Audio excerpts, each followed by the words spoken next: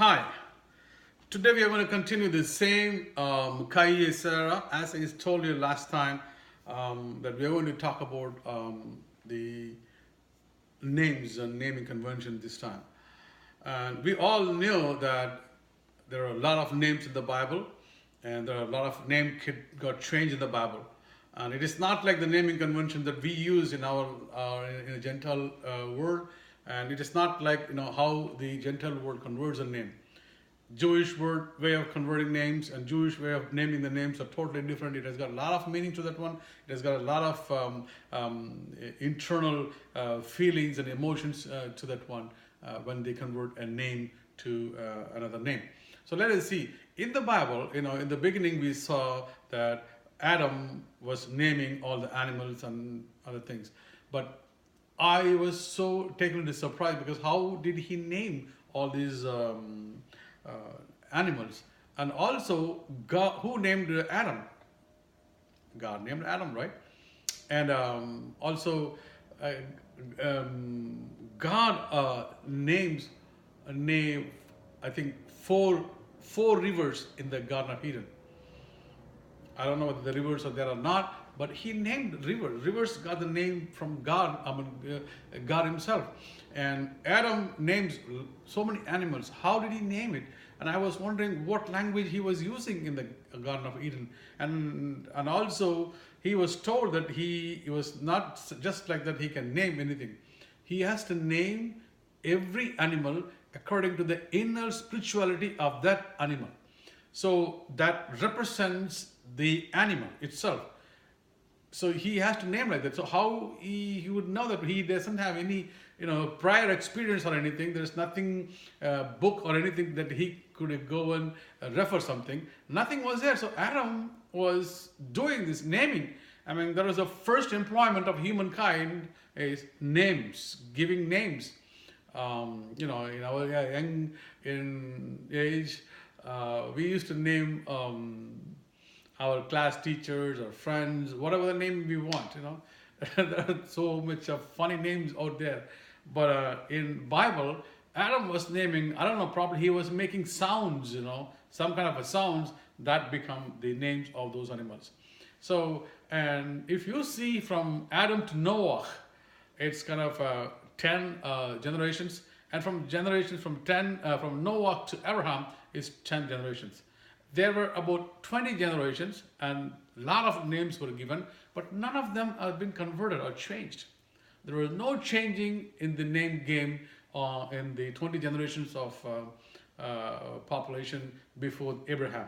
Only when the time came from Abraham, the game totally changes, and there was a name change was going on there. So how could this happen?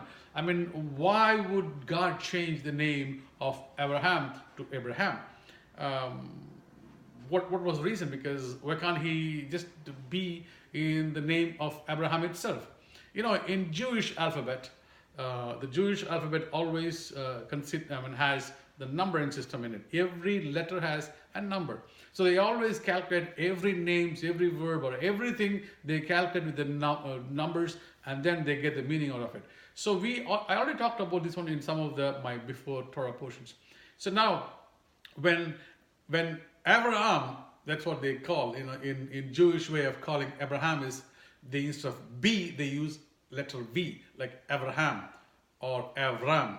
So like Avel, instead of Abel, they call Avel. So when Abraham was given name Avram, the name Avram, according to the Gematria, the numbering system, the number comes up to 243. But when he was converted into Abraham, his number came up to 248. Why this 248? Because our human body, limbs has 248 counts. So Abraham was incomplete when he was Abraham. When he was Abraham, he was incomplete. He was not a complete person on like 248 limbs. So when he wanted to be, when God wanted him to be the father of the nations and father of the faith and father of the Jewish nations, he wanted to make him as a complete person. So he adds that 5 number to him, and extends his name to Abraham. And when he got converted, you can watch and see in the Bible, when the conversion names in the Jewish way, there is no total different name. It is only the name what they had was extended into Jewish name, like Sarai to Sarah, like Abraham to Abraham, like Saul to Paul. Paul was very clever in converting his name because he studied in the college of Gamaliel, who was the highest scholar of those days. And so when because when he was like an Abraham, he couldn't have given birth to Ishmael. And when Abraham was there, he could able to give birth only to Ishmael. But when Abraham, it was converted into Abraham, he could able to give birth to Isaac. That's what I want to mean. I'm sorry for the before sentence. So when he was Abraham, he was giving birth to Ishmael. When he converted into Abraham, he was giving birth to Isaac, was the father of the Jewish nation. The Jewish nation was getting born through Isaac. But Isaac's name was not changed. Only the Abraham's name is changed. The naming convention always brings out all their spiritual characters, all their inner characters, all the mission field, why they were being installed on this earth. So that's how the naming convention should be. It is not like that as we wanted, as we needed. Our each and every name as the mission work in this world to do this one. What is the mission work of the Jewish people? The Jewish people mission work is go out in the whole world and tell the divine morality, spread the divine morality to all over the world. Abraham was doing the same thing. Abraham was started giving all the information about the God whenever people come to his house, because his house was placed in the center, the gateway of the city. So that anybody crosses the city, they have to go through Abraham. Abraham used to feed them and give this message about the monotheistic God, about the single God, not the polytheistic God. See, when he was Abraham, he was in the process of the coming from the polytheistic God to monotheistic God. When he has become Abraham, he has become the Jewish person, and he was worshiping a Jewish God. So Abraham was promoted from, he was a local father, and now God told him, you're going to be a global father. Abraham had his local responsibility, and Abraham had his global responsibility. Abraham has his local commitment. Abraham had his global commitment. So Abraham was expected to be a global person. Abraham was expected to be a global missionary person. That's why his name got converted. Remember, when you convert a name, there is kind of a meaning to that one, the conversion. It is not that just that because you came to Christianity, I'll take George, Philip, whatever it is. We just add it up, yeah, I'm Christian now. That's not the way it happened in those days. When you are going to do this one, it has to. Even if you watch this one, if Abraham was just extended a name, just changed as a name to Abraham. Sarai was converted into Sarah. Every letter was there almost, but not like us. We put like totally different name, which is not correct, because we are only converting from Gentile to Gentile, not from Gentile to Jewish. If you're going to go from a Gentile to Jewish, the conversion is totally a different thing. You are going to bring out all the characteristics, your nature will be totally changed, your character will be changed. You're going to become a global person now. You're going to give the global missionary work. That's what Abraham was doing. His work was among the global thing, and he brought all the global message to the people on those days. And not only that, you may ask a question to me that how about Jacob and Israel? His name was converted into Israel. But remember, name Jacob and Israel both are Jewish names. So in case this Jacob and Israel case is completely totally different, because in cases of Jacob, he was converted from Jewish name to his name was given as Israel. His name was totally taken out. He said that no more Jacob for you, you are now an Israel.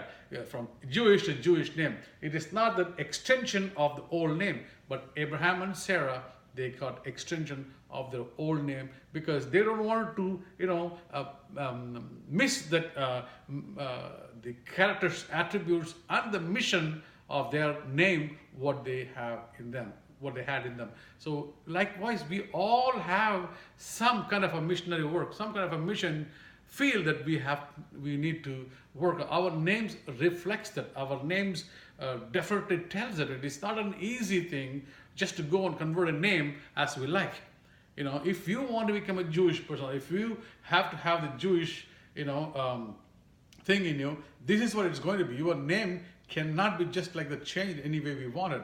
And people nowadays converting from Hinduism to Christianity, Islam to Christianity, they make so many names, it doesn't make any sense at all. Even the big leaders, the problem with the big leaders and the problem with our Christianity is we did not have an opportunity to go back and study these things. I mean, I don't worry about the common people. How about the leaders? They should have taken some kind of a risk, some kind of an initiative to go and study back and find out the real truth and to tell to the people, which they failed. That's what my complaint right from the beginning. The leaders failed to treat the public, to give the public, to get the Christians to move in the right direction. They failed it, and now everywhere the conversion happens and people name it whatever they want to. I don't know that names is effective or ineffective. Maybe they may keep some names, but they may not be effective that way. But in Jewish way of conversion is completely totally different. Your character changes, your name changes. You are reflecting your name, your character, your attributes, your mission work. Everything has been reflected in that single name. Abraham did that. Abraham, when he converted that one, he became a global person. He started working for God. He was proclaiming God, the monotheistic God, wherever he went, whomever he met. So, folks, it is about the names, about the naming convention. It is not the just we can keep the name as we want it, because Jewish nation and Jewish culture is completely, totally a strict culture. And so what they were trying to tell about, what is a Jewish person supposed to do in this world? Because he is the light of the world. So what type of light he's going to put in?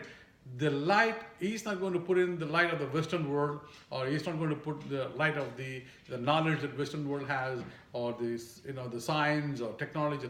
That's not a light that we are talking about. The light of the world, it reflects. What they will do is they will get this divine morality. This divine morality will be spread all over the world. That is the main purpose of the Jewish people. They must spread the divine morality. When you and me become a Jewish person, when you and me accept the Jewish God, they're worshiping Jewish God, folks. Regardless of, you can go and find, you can research anything, I will tell simply, we are worshiping Jewish God. Period. And we have given opportunity to worship a Jewish God. So our responsibility is create the divine morality. Nothing else. There is nothing else we have to do.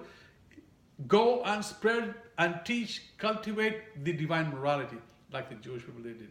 So like Abraham become father of the nation, his name was converted from Abraham to Abraham, has a meaning to that one.